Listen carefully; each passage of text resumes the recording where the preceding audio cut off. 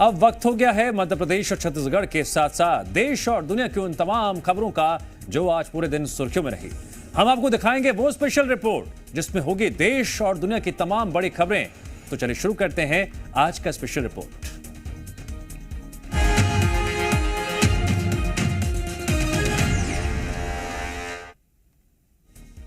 ममता दीदी के गढ़ पहुंचकर प्रधानमंत्री नरेंद्र मोदी ने अपने इरादे जाहिर कर दिए कि अब 400 पार के लिए इंडिया गठबंधन और एनडीए के बीच आर पार की लड़ाई और तेज होगी।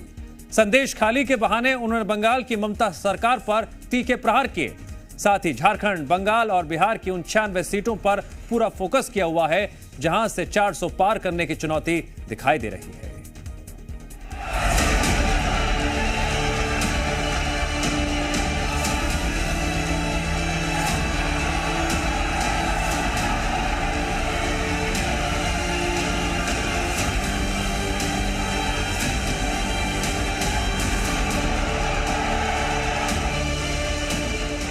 ये मोदी छोड़ने वाला नहीं है।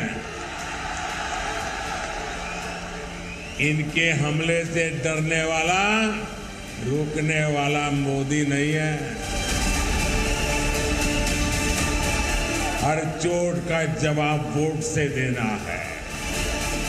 क्या माताओं बहनों के साथ जो हुआ है उसका बदला लेंगे कि नहीं लेंगे? यह अंदाज है प्रधानमंत्री नरेंद्र मोदी का, जिन्होंने पहले खुले मैदान से पश्चिम बंगाल के मुख्यमंत्री और टीएमसी के अध्यक्ष को सीधे ललकारा। उन्होंने बता दिया कि बंगाल की धरती पर टीएमसी के लिए राहें आसान नहीं हैं। लगे हाथ उन्होंने पूरे विपक्ष पर करारा प्रहार भी किया। इंडी गठबंधन के बड़े बड़े नेता संदेश खाली पर आंख, कान, मुंह, गांधी जी को जो 3 बंदर थे ना, उन 3 बंदरों की तरह आंख, कान, नाक, मुंह सब ये बंद करके बैठे हैं। अरे शर्म आनी चाहिए। पीएम मोदी के भाषण की धार ऐसी थी कि टीएमसी के बहाने वो बार बार ममता बनर्जी को संदेश खाली पर एहसास कराते रहे कि बीजेपी चुनावी रण में इसे मुद्दा बनाकर जरूर आगे बढ़ेगी। आज पूरा देश देख रहा है, मां, माटी, मानुष, ये इसके ढोल पिटने वाली टीएमसी ने संदेश खाली की बहनों के साथ जो किया है वो देखकर पूरा देश दुखी है, आक्रोशित है। पीएम मोदी की गर्जना से साफ है कि इस बार बंगाल में ममता दीदी को कड़ी टक्कर का सामना करना पड़ेगा। वैसे बात करें पिछले आम चुनाव की तो पिछली बार कांटे की टक्कर रही थी।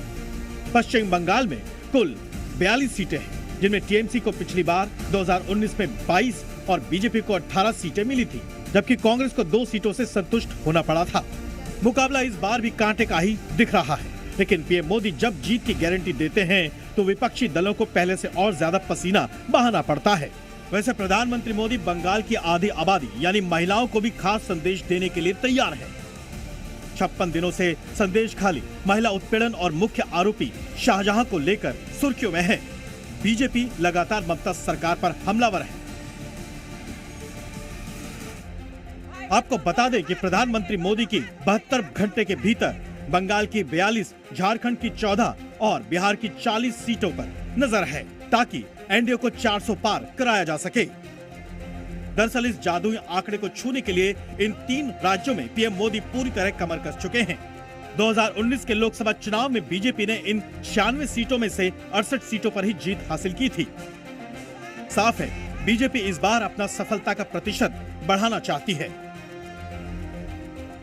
प्रधानमंत्री मोदी ने झारखंड को करीब 35,000 करोड़ की सौगात देते हुए झारखंड की जेएमएम सरकार को जमकर धोया। पीएम मोदी ने झारखंड मुक्ति मोर्चा और कांग्रेस पर आदिवासियों को वोट बैंक समझने का भी आरोप लगाया। झारखंड में 14 लोकसभा सीटें हैं, पिछली बार यहां एनडीए को 11, इंडिया गठबंधन को 2 और अन्य को 1 सीट मिली थी। जबकि ओपिनियन पोल 2024 के मुताबिक इस बार मोदी की मेहनत रंग ला सकती है, यानी एनडीए 13 और इंडिया को सिर्फ 1 सीट मिल सकती है। अब आपको बताते हैं कि पीएम मोदी ने झारखंड में एक तीर से कई निशाने कैसे साधे हैं। यहां से आज पीएम मोदी की नजर धनबाद, बोकारो, गिरिडीह और कोडरमा में रही। खास बात यह भी है कि धनबाद और आसपास के 2 लोकसभा क्षेत्र बीजेपी के पारंपरिक गढ़ भी माने जाते हैं, जबकि यहाँ की 5 विधानसभा सीटों पर बीजेपी का कब्जा है।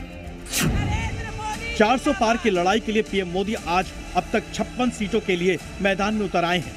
देखना यह है कि पीएम मोदी के धुआंधार कार्यक्रम से जनता कितना प्रभावित होती है। ब्यूरो रिपोर्ट, जी मीडिया।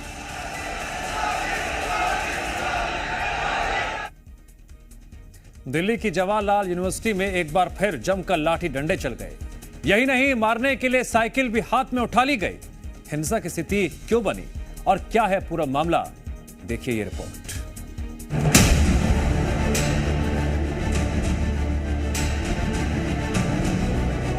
हाथों में साइकिल उठाए दौड़ रहा ये युवक बेहद गुस्से में, जबकि दूसरी तस्वीर में जमकर गुत्थम गुत्था हो रही है। यहाँ हालात कुछ ज्यादा ही बिगड़े हुए हैं, लाठी डंडे भी जमकर चले हैं।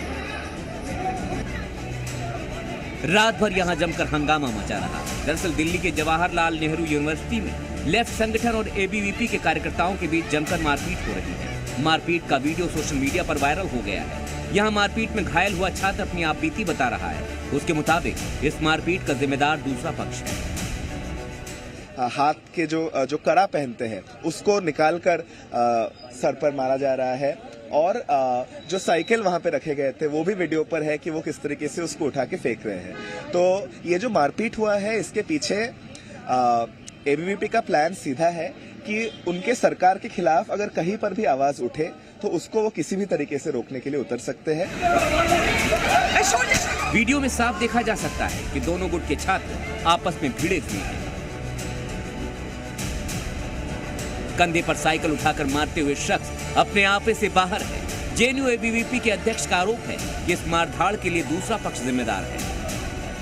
पूरा बंद करके राउंड अप करके उनका ढपली को वेपन बना शिकायत दिया आप लोगों ने? ढपली को वेपन बना के जो ऑब्जेक्ट्स जैसा राड्स जो है जो मिला है छात्रा को, दिव्यांग स्टूडेंट्स को, सब पे हमला किया गया है। जबकि लेफ्ट और राइट विंग की लड़ाई में लेफ्ट से जुड़ा पक्ष पूरी तरह से एबीवीपी पर ही इस पूरी मारपीट का ठीकरा फोड़ रहे हैं।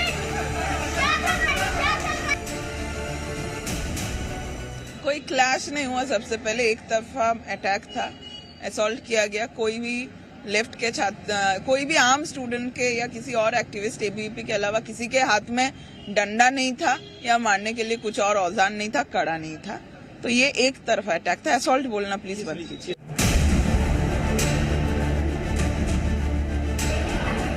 फिलहाल दिल्ली पुलिस को दोनों पक्षों से शिकायत मिली है। पुलिस जांच कर कार्रवाई का भरोसा भी दे रही है। आपको बता दें, यहां जेएनयू में चुनाव समिति के सदस्यों के चयन को लेकर ये झड़प हुई। ब्यूरो रिपोर्ट, जी मीडिया।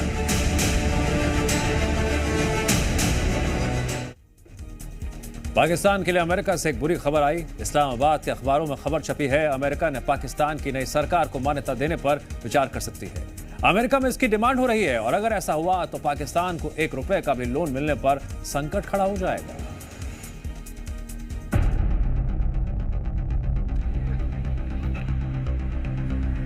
आप ये नहीं कर सकते, ये नहीं कर सकते, ये नहीं कर सकते, वो आपको आप और टाइट करेंगे।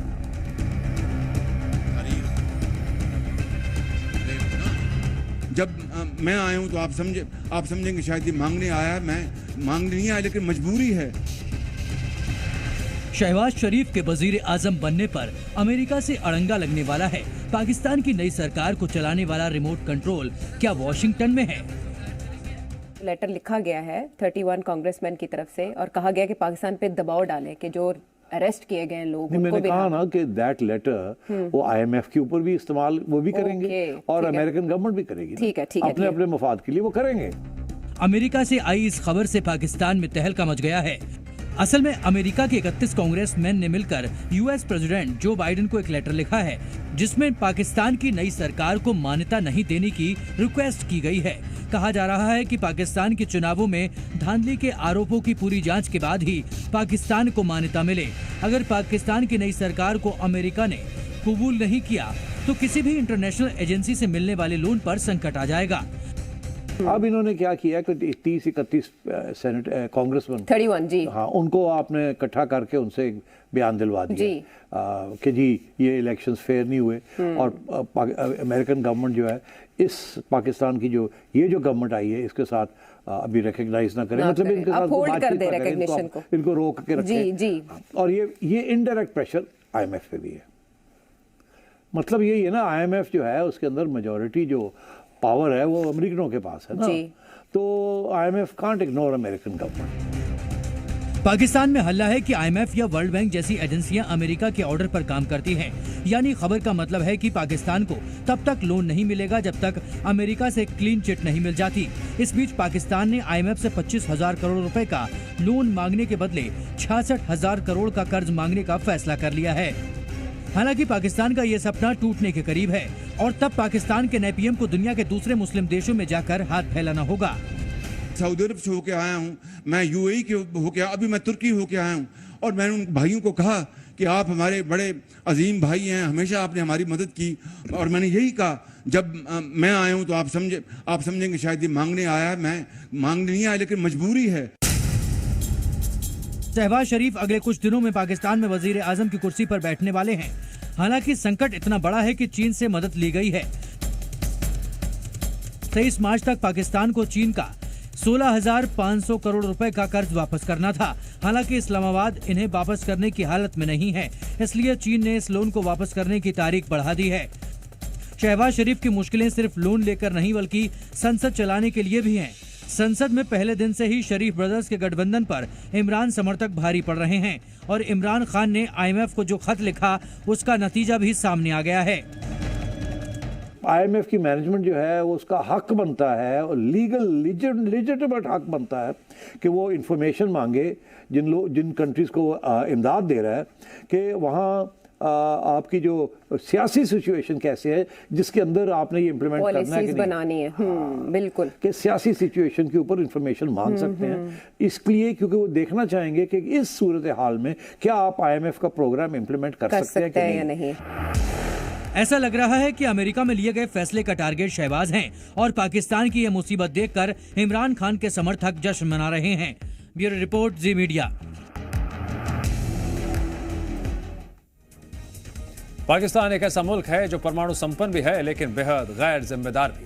हालांकि इन दिनों अमेरिकी रूस के राष्ट्रपति पर भी ऐसा ही आरोप लग रहा है। दरअसल पुतिन ने अमेरिका समेत उसके सहयोगी देशों को फिर से परमाणु धमकी दे डाली है। भारत का पक्ष हमेशा से यही रहा है, दुनिया परमाणु धमकियों से नहीं, नियम कायदे और शांति से चलती है और शांति से ही चलनी भी चाहिए। लेकिन बीच बीच में परमाणु युद्ध की धमकी दुनिया को हिरोशिमा और नागासाकी की याद दिलाने लगती है। अब पुतिन को फिर से परमाणु धमकी क्यों देनी पड़ी, इसका जवाब इस रिपोर्ट में देखिए।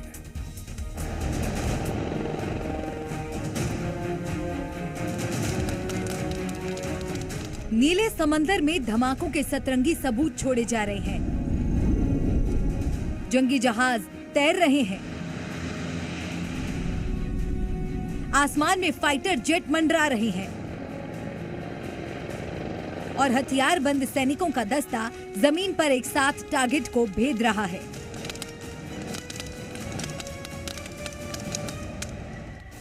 ये एक आर्मी ड्रिल है, यानी सैनिकों का युद्धाभ्यास, जिसमें शामिल हैं अमेरिका, दक्षिण कोरिया और थाईलैंड के सैनिक। थाईलैंड के जिस चोनबुरी प्रांत में ये सब हो रहा है, वहां से रूस की सीमा करीब 5,000 किलोमीटर दूर है। रूस के राष्ट्रपति व्लादिमीर पुतिन थाईलैंड में अमेरिकी ड्रिल को देखकर जरूर परेशान होंगे, ठीक उसी तरह जिस तरह अमेरिका और यूरोप के देश पुतिन की नई परमाणु धमकी से परेशान हैं। Тоже есть оружие, да знают об этом. Сейчас только я сказал. Тоже есть оружие, которое может поражать цели на их территории. И что все они придумывают сейчас, чем пугают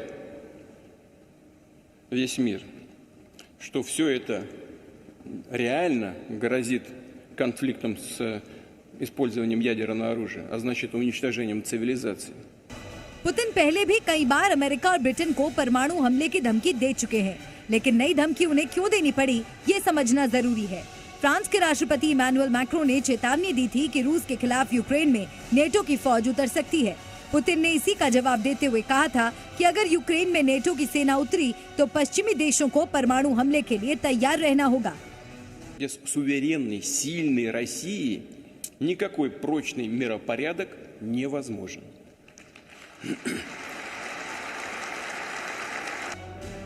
वर्ल्ड ऑर्डर में वर्चस्व की दौड़ ही तो है कि रूस और अमेरिका 1950 के दशक से आपस में टकराते आ रहे हैं, लेकिन बीते 2 सालों से दोनों देशों के बीच तनाव की सबसे बड़ी वजह यूक्रेन है। रूस और यूक्रेन के बीच 2 साल से जंग चल रही है।